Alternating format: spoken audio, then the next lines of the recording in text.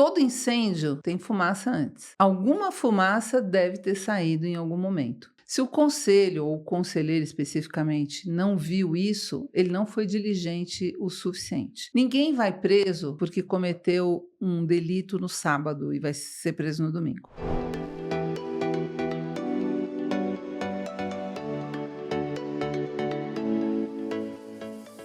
Olá, sejam muito bem-vindos e bem-vindas a mais um episódio do Mulheres do Agora, especial Mulheres nos Conselhos de Empresas.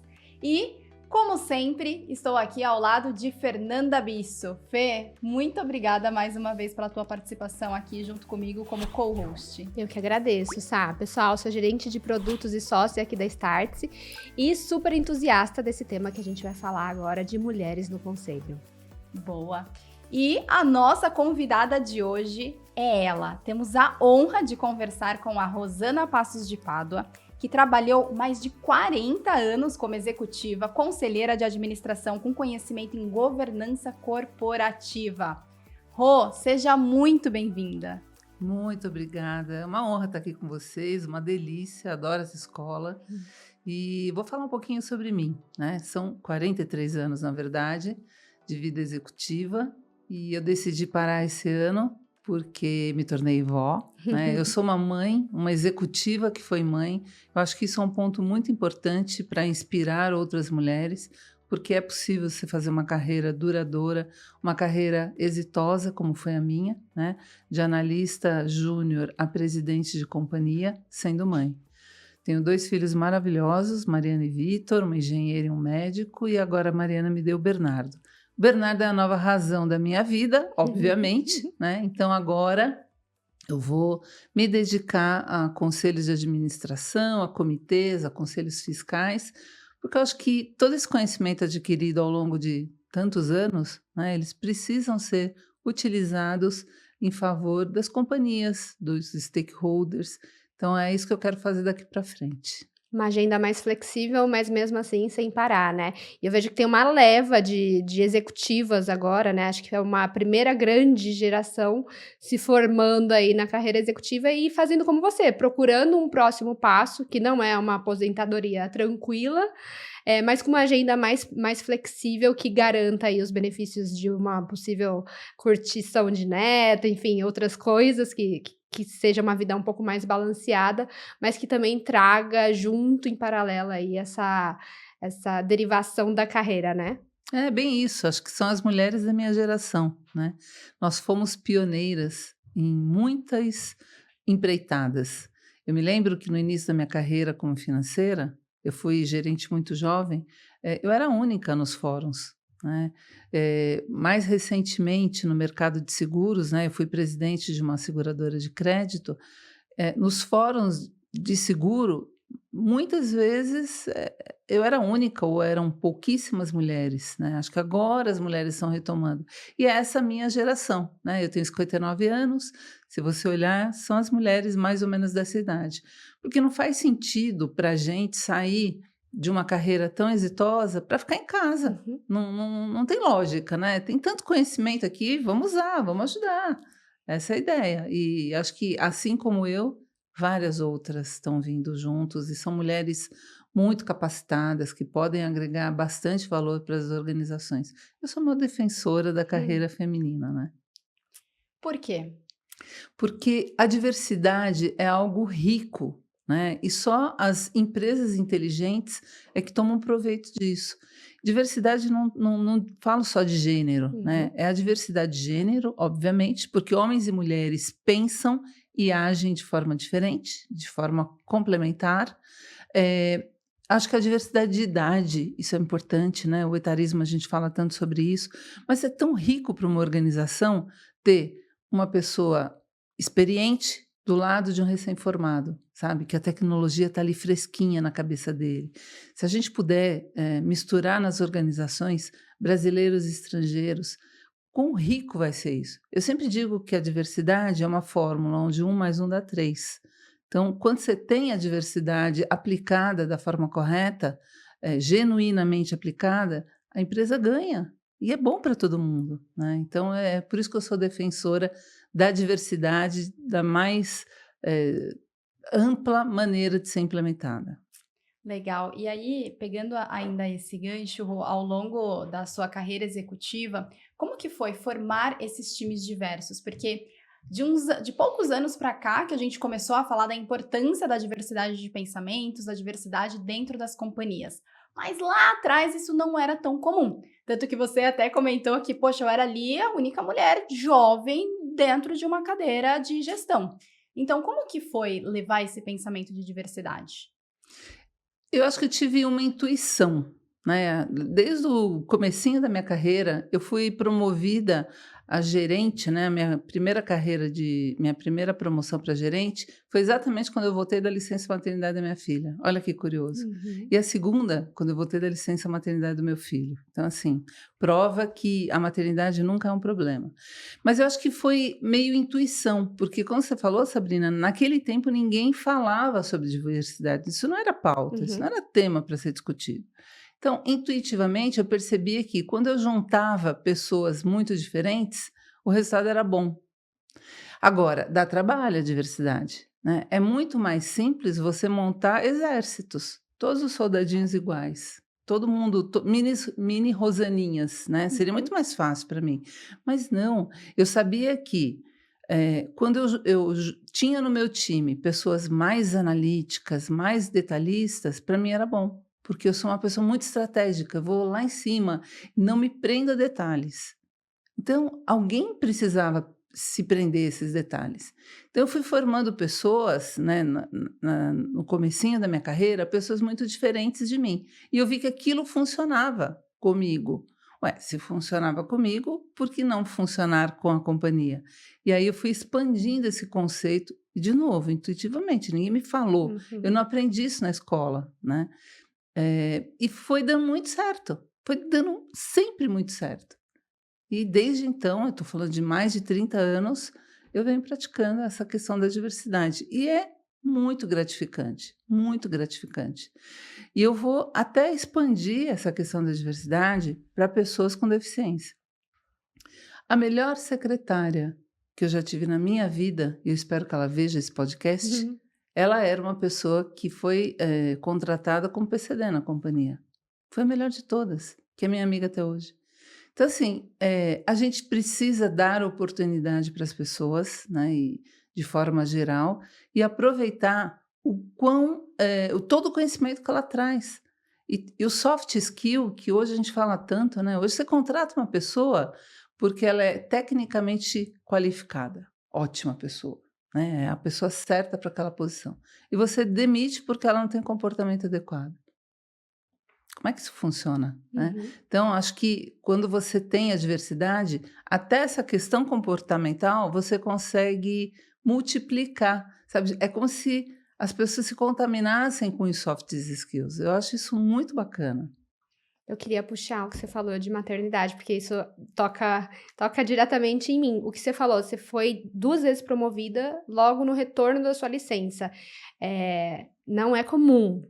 As histórias que a gente ouve, elas na verdade são o oposto disso. Muita gente sendo demitida, muita mulher até querendo sair, né, por conta dessa questão do tempo. Como que isso aconteceu com você? Onde você acha que foi diferente? Por quê? Eu sempre fui uma analista, né? Porque até então eu era analista, que eu entregava mais do que me pediam. Então, se me pediam 10, eu entregava 12, ou 13, ou 11.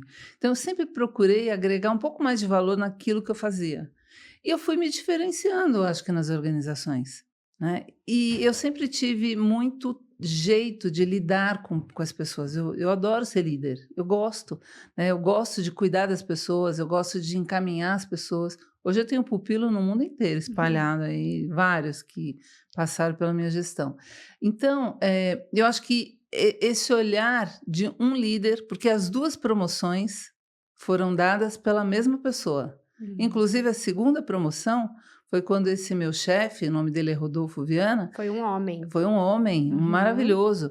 Foi quando ele foi transferido para a Alemanha. Na época eu trabalhava na BASF. Ele foi transferido para a Alemanha, ele esperou o meu retorno da licença maternidade, da segunda licença maternidade, para me promover para o lugar dele. Isso é muito raro. Mas eu tenho certeza que foi a confiança que ele tinha no meu trabalho, todo o apoio que eu tinha dado para ele na chegada, e o fato de agregar muito valor a tudo que eu sempre fiz na vida, né? Eu nunca me contentei em fazer o 100%, acho que tem que ser um pouquinho mais. E liderança, acho que é fundamental você ter jeito para lidar com as pessoas. Porque é muito comum, quando você promove um bom técnico para liderança, a pessoa se perde, né? Primeiro porque ela tem muita dificuldade de delegar. É difícil delegar. Se você faz super bem, como é que você entrega o teu trabalho super bem feito na mão do outro? É aí que está a graça, né? Você tem que ensinar esta pessoa a fazer tão bem ou melhor do que você. E esta passagem da primeira liderança é muito difícil. Todo mundo sofre. Uhum. E depois? Aí foi promovida. Existe equilíbrio pós-vida, pós, pós-filho? Como Existe. fazer isso, assim? Olha, nós mulheres, nós somos tão poderosas, você não imagina. Nessa época, eu trabalhava em São Bernardo do Campo, que é longe, morava na Penha, Zona Leste de São Paulo, com 2 crianças pequenas. Eu ajeitei minha vida. Primeiro, eu tive muita sorte, né, de ter encontrado uma babá maravilhosa, né, que cuidou dos meus filhos por 16 anos. Ela foi, assim, muito importante na minha vida.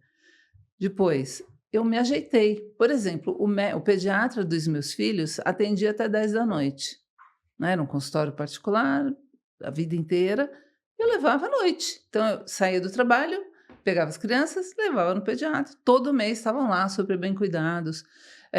Eu corri sempre que precisei, né, com as crianças, no sentido de, tinha febre, vamos para o hospital, vamos para o consultório. Então, eu cuidei muito dos meus filhos, mas eu me adaptei à nova realidade. Teve um período da minha vida, nos anos 2005, 2004, que eu viajei muito. Eu era responsável pela América do Sul, né, da empresa, então cada mês eu estava num país. E eles eram pequenos ainda. Eram super pequenos, menos de 10 anos. E a gente foi se adaptando, meu marido apoiando. Então, eu sou casada com meu marido há 32 anos, o mesmo marido, que também é raro, né? Porque às vezes na vida executiva a gente... E ele é né, executivo, trabalha fora Ele também? foi executivo, Pois hoje é. ele é aposentado. Hoje a gente se equiparou de novo. Então, assim, esse apoio foi muito importante, né? Dessa pessoa que me ajudou, do meu marido e também dos meus pais, que às vezes quebravam galho para levar no médico, uma coisa ou outra. Mas a gente se adapta, né? Então, é muito possível. E o mais importante de tudo que eu preciso falar para vocês, todo mundo que está ouvindo a gente, né? Mas principalmente para você. Quando as crianças crescem, elas sentem um enorme orgulho da gente. Um enorme orgulho, né? Porque todas as vezes que eu pensei em parar, e foram muitas ao longo desses anos todos, quando o filho adoece, enfim, passei por alguns perrengues na vida. Eu sempre imaginei que um dia eles teriam orgulho da trajetória que eu estava fazendo pelo bem deles. E foi assim. Eu nunca viajei sem os meus filhos, né? Foram mais de 30 anos viajando, a gente adora viajar, né? Hoje eu conheço 39 países e a maior parte desses países eles também conhecem, porque a gente sempre viajou junto, né? A gente sempre esteve junto nas refeições, a gente sempre esteve juntos nos finais de semana. Eu sou uma mãe até meio pegajosa às vezes, né? De cuidado, de atenção, preciso saber onde está, sou muito preocupada. Mas é isso, acho que a gente consegue sim liderar, desde que você arme uma infraestrutura, né, para apoiá-los durante o tempo que você está fora. Mas se no meu caso, que morava na Penha, trabalhava em São Bernardo, deu certo, vai dar certo no caso de qualquer pessoa. E não tinha home office na Não época, tinha tá? híbrido, né? Era Não tinha. presencial mesmo, tinha que estar Tinha que lá. estar lá todo dia, batendo cartão. Boa. Mas antes de a gente ir para nossa pauta principal, eu anotei algo aqui, Rô, que você comentou. Poxa, eu fui ali promovida por vários fatores, o meu gestor confiava muito em mim, eu entregava mais do que era esperado, ele falava 10, eu entregava 12. E aí, num contexto de hoje, a geração Z tem um comportamento totalmente diferente do que o nosso comportamento. Então, eu queria te escutar, assim, qual que é como que você enxerga esse cenário? Como que uma liderança ela pode manter o time motivado, fazer com que a geração Z se sinta feliz e pertencida no ambiente de trabalho, levando em consideração que é uma geração menos ambiciosa. Não é uma geração que vai fazer 12, é uma geração que vai fazer 10, ou ali vai fazer 8 e vai falar, não fiz esses outros 2 porque achei que não era necessário. Todo mundo na empresa quer ser feliz. Todas as gerações. E as gerações são diferentes, graças a Deus, né? Porque se fosse todo mundo igual, ia ser muito chato. A minha última experiência executiva como presidente da seguradora, eu tinha as 5 gerações trabalhando juntos. Eu tinha gente de 16 a 72 anos. Então, assim, era uma diversidade incrível. Dá para tratar todo mundo da mesma forma? Não dá. Porque as pessoas são diferentes. O que a geração Z, os mais novos, né? O que eles precisam? Eles precisam de feedback, eles precisam de atenção. A gente não pode esquecer que essa geração são os meus filhos. É mais ou menos a primeira geração que os pais saíram para trabalhar, pai e mãe, né? E foram criados por quem? Pela escolinha, pela babá. Então, assim, eles precisam de reforço positivo. Então, você entendendo isso, fica fácil de você lidar com essas pessoas. Eu vejo muitas qualidades na geração Z. Primeiro, são muito inteligentes, são muito antenados, dominam a tecnologia, que as gerações anteriores não dominam, né? Eu apanho de 10-0 dessa moçada quando eu tenho que fazer alguma coisa em Excel, por exemplo, né? Então, assim, eles têm uma inteligência que é muito maior do que das gerações anteriores. Mas eles têm uma fragilidade emocional que também é maior do que as gerações anteriores. Pela pouca vivência, porque na medida que a gente vai vivendo, envelhecendo, a gente vai ficando mais forte. Quando eu tinha 18 anos, eu também era frágil, né? Eu também tinha as minhas inseguranças. Então, a gente precisa ser compreensivo com a geração Z e apoiá-los, já que eles são tão úteis e tão importantes para as empresas, apoiá-los a criar essa musculatura de uma forma mais rápida, né? É cuidando mesmo deles, ouvindo, entendendo as suas ansiedades, tentando suprir as suas demandas, né? Por exemplo, essa geração é a geração que não gosta de ir para o escritório. Não gosta. Agora, dá para manter todo dia em casa? Não dá, porque senão essa musculatura vai demorar mais tempo para ficar forte, porque a socialização ela é muito importante para você desenvolver vários skills. Então, fazer o híbrido não é legal? Fazer o híbrido é bacana e tudo bem, eles ficam felizes. Já a geração as pessoas mais velhas, elas gostam de estar no escritório. Mas 2 dias em casa também vai ser bom para elas. Então, assim, fazer o híbrido é muito rico para todo mundo, para atender todas as demandas. Mas eu adoro trabalhar com essa moçada. Adoro ouvi-los. É muito legal. Muito bom. Então vamos falar de Mulher no Conselho? Bora! Mulheres do Agora e essa edição especial agora de Mulheres no Conselho. E eu queria já começar entendendo qual que é a sua perspectiva sobre esse tema. Tá crescendo? Não tá? As empresas estão precisando? As mulheres estão realmente querendo tomar essa cadeira? Como que tá essa movimentação na sua visão?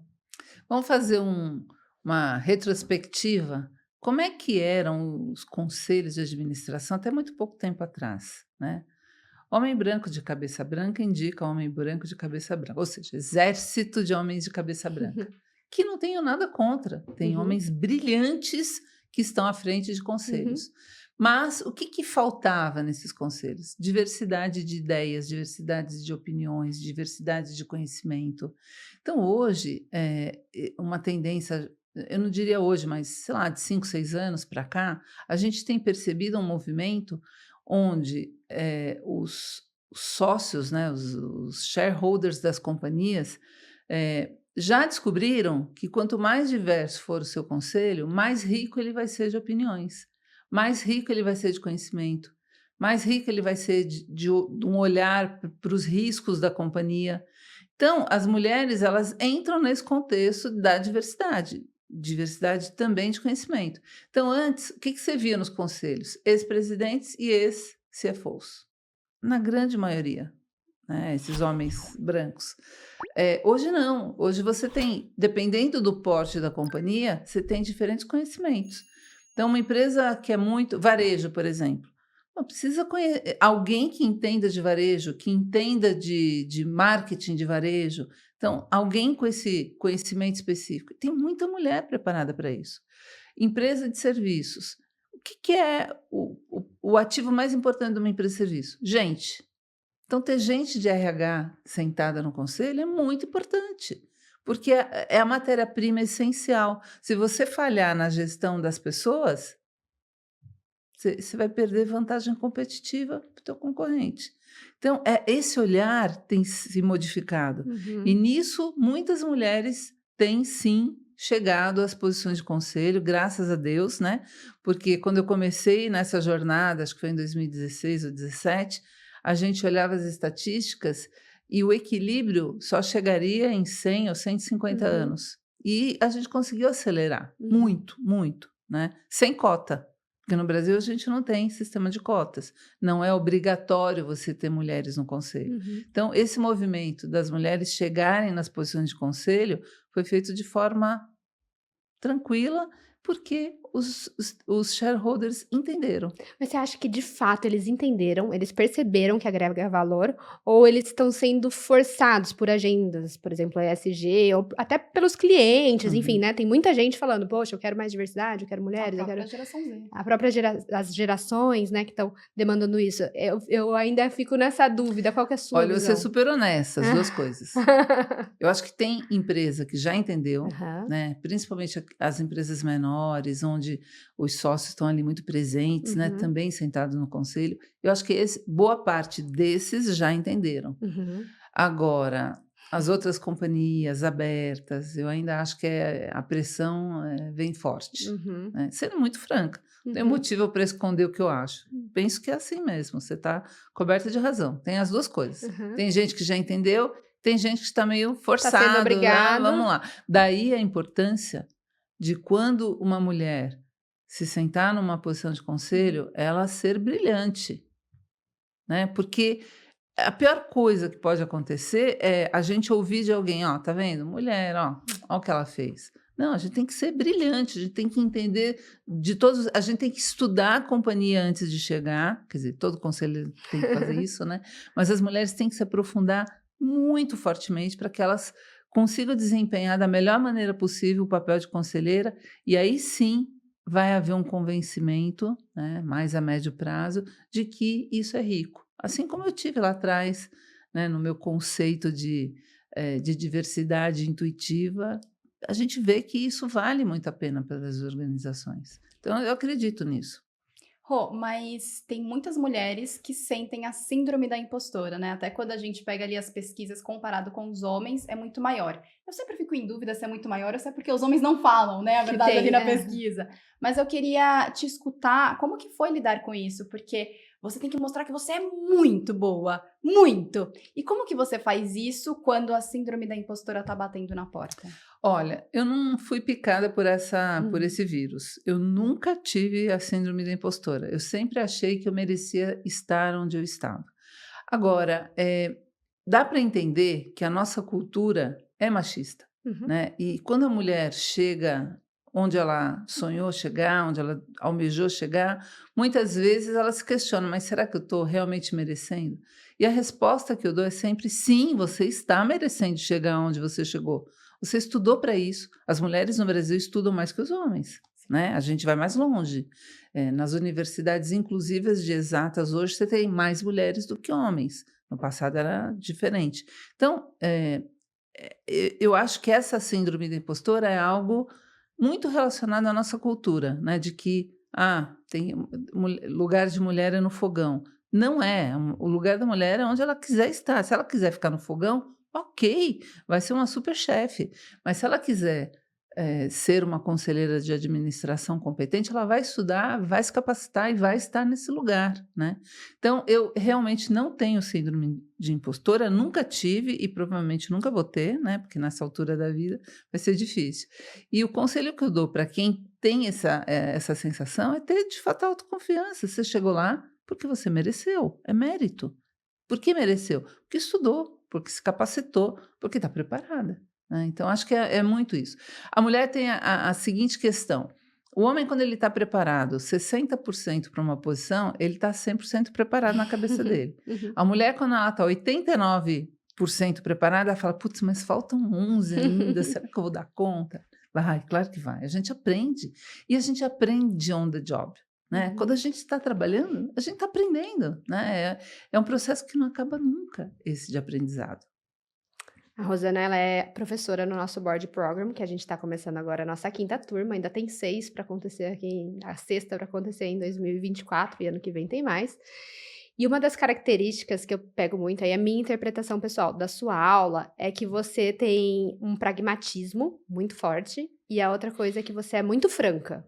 Então, assim, às vezes até fazem uma pergunta, mas como que eu lido? E aí você responde, assim, na lata, sem cerimônias, né? Então, acho que são 2 características.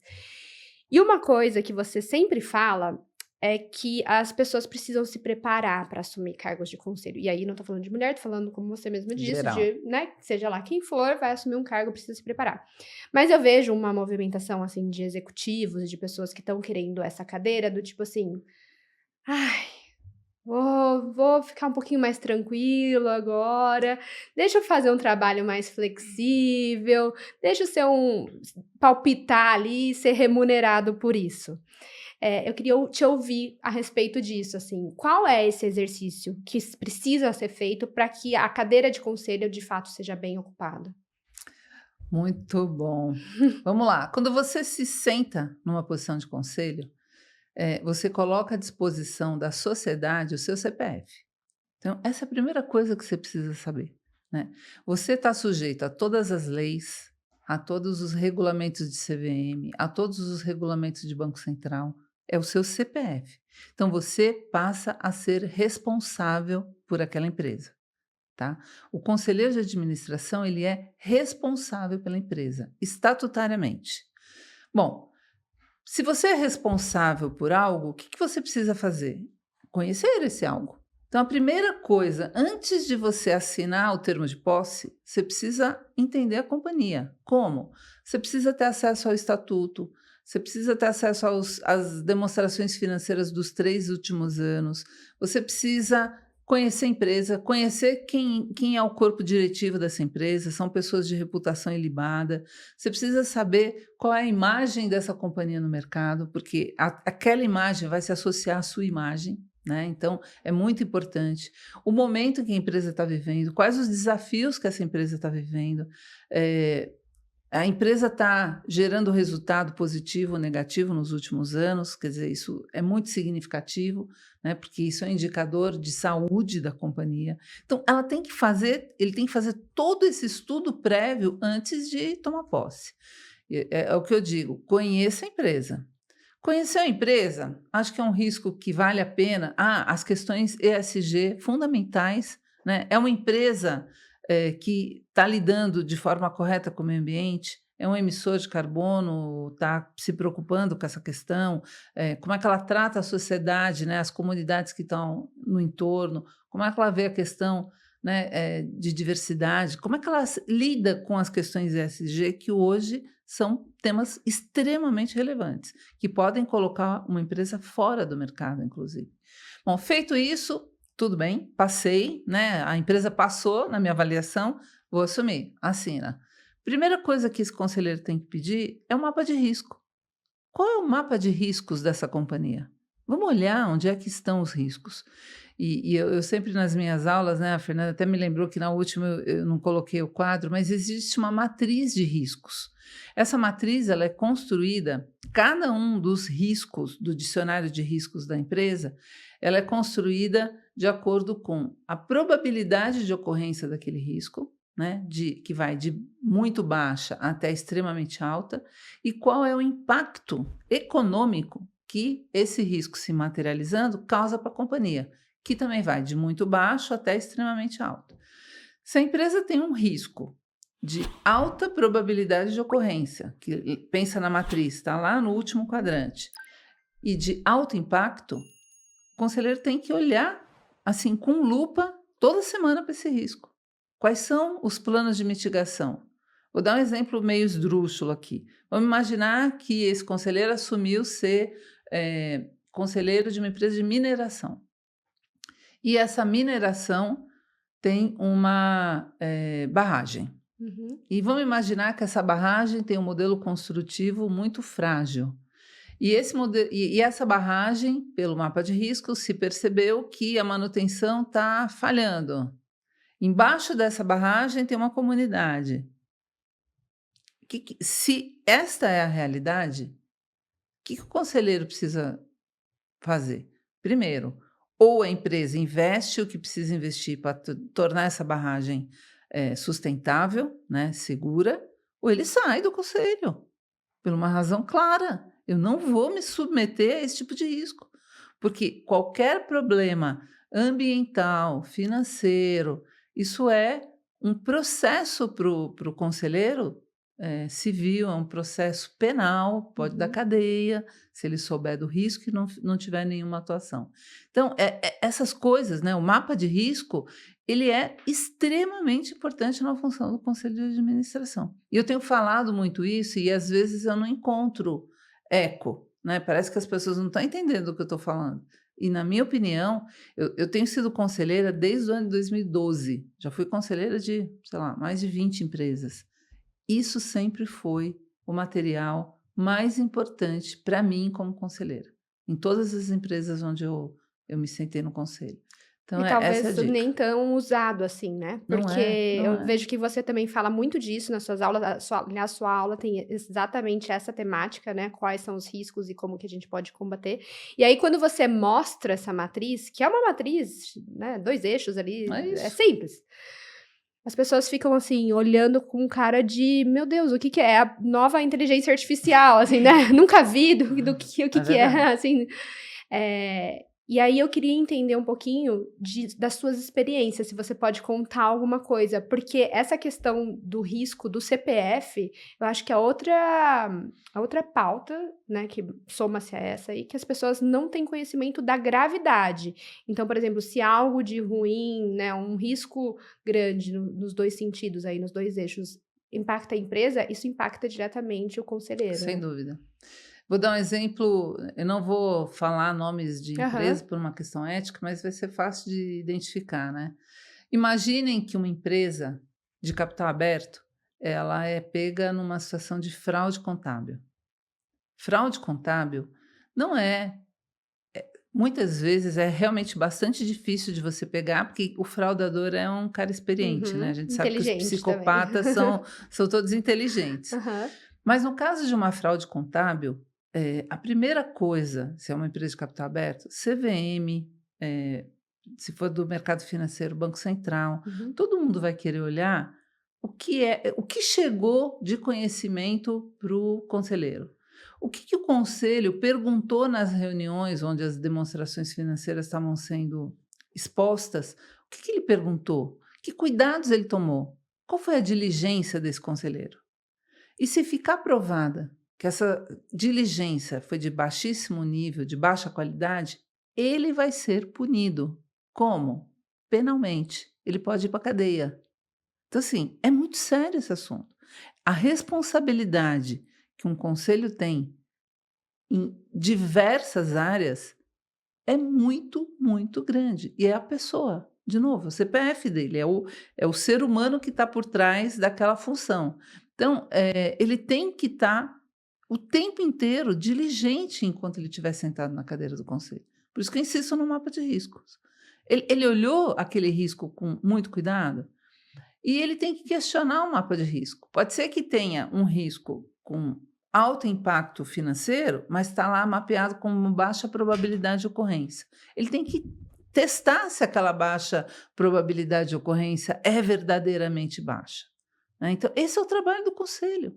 Quando um dono de companhia, um sócio, ou um investidor nomeia um conselho, um conselheiro, é isso que ele espera do conselheiro, que ele olhe, que ele seja os olhos desse investidor dentro da companhia, Uhum. né. Então é muito sério esse papel. E tem gente hoje assumindo posições de conselho em empresas que não são tão seguras, e acho que não tem nem conhecimento e o suficiente para ter assumido essa responsabilidade tão grande. Talvez não tenha nem consciência do Tá. tamanho da responsabilidade. Posso pegar o gancho e ir para o nosso quadro na prática? Vamos lá. Bom, acho que neste final de semana rolou o burburinho do Telegram, que o Pavel ele foi preso lá na França, e aí isso levantou várias questões ali sobre governança e tudo mais. Então eu queria que imagine que você é a conselheira do Telegram. E aí, o CEO foi preso. Qual que seria ali a tua primeira atitude? O que você faria? Bom, é importante saber. Ele não foi preso do nada, né? Todo incêndio tem fumaça antes. Alguma fumaça deve ter saído em algum momento, né? Se o conselho ou o conselheiro especificamente não viu isso, ele não foi diligente o suficiente. Ninguém vai preso porque cometeu um delito no sábado e vai ser preso no domingo, né? Esse é um processo De que anda, anos. né? Então, provavelmente o que falhou nesse processo ou não tinha um mapa de risco identificando que ali tinha um problema, ou se tinha, estava escondido, né? E acho, né, que os conselheiros não foram diligentes o suficiente para detectar e agir preventivamente. Porque você concorda que uma prisão de um CEO, você pode prever isso, né? Tem indícios, tudo tem indícios. Quando uma empresa entra em recuperação judicial, a demonstração financeira de meses antes já está indicando que as coisas estão ruins. Então, tem indícios. Agora, tem questões reputacionais também, né? Qual é o impacto para um conselho e um conselheiro de estar numa empresa onde o CEO é preso? Imagina a reputação. Para onde vai a reputação dessas pessoas? Né? Isso tem que ser. A gente, quando está sentado no conselho, tem que cuidar da minha reputação, né? Porque eu não quero ficar aqui o resto da vida. A passagem de um conselheiro, normalmente num conselho de administração, é 2 anos. Tá? Oxalá 4. Muito pouco tempo. E depois disso? Depois disso, normalmente não renovam, que eu também acho um erro. Eu acho que precisava ficar mais tempo para você conhecer profundamente a empresa e seus problemas. Mas eu acho que falhou a diligência, né, de pegar os indícios de que tinha alguma coisa podre naquela organização. Vamos supor que, poxa, nessa situação na prática, realmente não foi diligente, e aí? O que fazer? Porque já está acontecendo agora, você está ali na posição de conselheira, já aconteceu. Olha, em situações extremas, muitas vezes é difícil você retomar. É bastante difícil.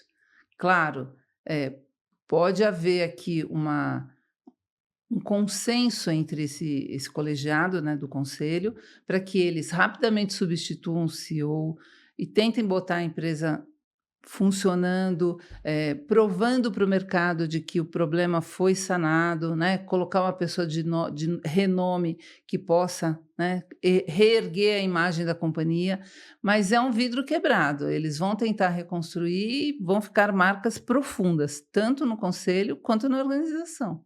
Mas eu acho que esse é o papel do conselho, né? Então, derramou aqui o leite, faço o quê? Como é que eu restituo? Como é que eu resgato a credibilidade? Porque essa é uma empresa de credibilidade.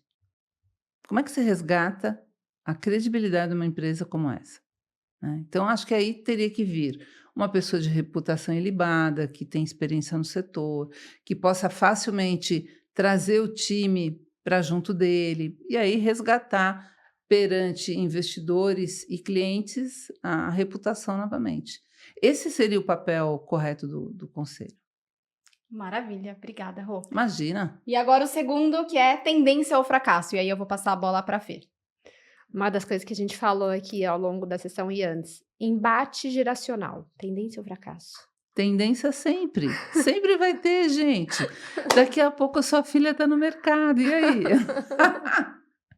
É tendência, gente. E o embate, ele deveria ser substituído por aproveitamento. Não tem que ter embate, né? Eu acho que toda organização inteligente tem que entender o benefício de pessoas experientes trabalharem com pessoas mais jovens, recém-formadas, né? Então, vai existir o embate, porque sempre vai ter um crítico. Esse menino não sabe nada, ou essa velha não sabe nada. Sempre vai ter isso. Mas eu acho que a inteligência, a cultura organizacional tem que absorver essas questões e fazer com que todo mundo entenda o quanto é bom, o quanto é rico deixar todo mundo trabalhando junto. Eu adorava ver lá na minha última posição, quando o menino ensinava Excel para uma pessoa mais experiente. Tão lindo isso, sabe? Então, não é... Troca a palavra embate por tendência futura. Vai ser assim sempre. E vai ser bom demais. Boa. E pra gente fechar, uma dica de livro, de filme ou de série?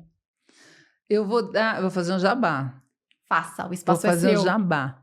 Bom, eu me aposentei em abril, né? E de abril para cá eu escrevi um livro, um romance, que é um romance diferente, né? Eu não vou deixar o gostinho aqui, só vou falar o nome dele. O meu romance ele vai ser lançado em novembro, tá? Então fica só o nome, Infinitos Passos de Ana. Esse é meu livro. Eu tô curiosa. Estão todos convidados para o lançamento. Eu vou Só um deixar no spoiler, meu... vai, Ana. Quem é a Ana? Essa daí, ela existe de Ai, verdade? vou dar um Vai, spoiler para vai. vocês todos, vamos lá. A Ana é uma mulher que nasceu no ano 1 a.C. e por alguma razão ela não morreu até os dias atuais. E ela vem acompanhando a história e vem acompanhando algumas pessoas reais, né, da história, históricos, e algumas pessoas fictícias. E é muito interessante o desfecho final do livro. Agora fica a curiosidade, Legal. o jabazinho está feito. Nossa, eu tô muito curiosa.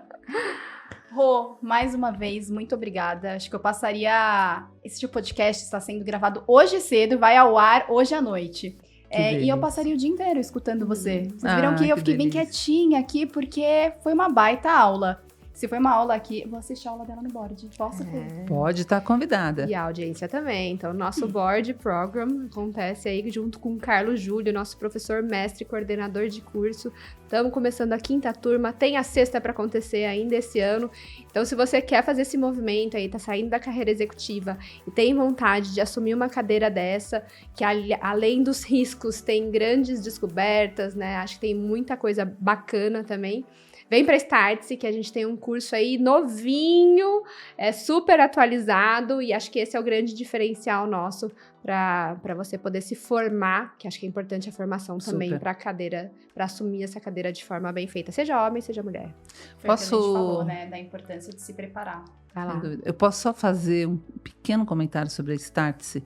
Eu fico impressionada, eu vou dar a minha 3ª aula agora, eu fico impressionada como os alunos são apaixonados pela escola.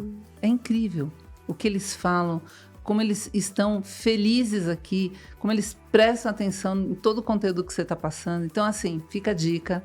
Realmente, quem passa por aqui se apaixona. Obrigada, Rô. Foi um prazer ter você aqui Não, e ter minha você alegria. também no board aí como nossa professora. Obrigada, meninas. E espero que vocês também tenham gostado. Contem aqui nos comentários qual foi a parte que mais chamou a tua atenção.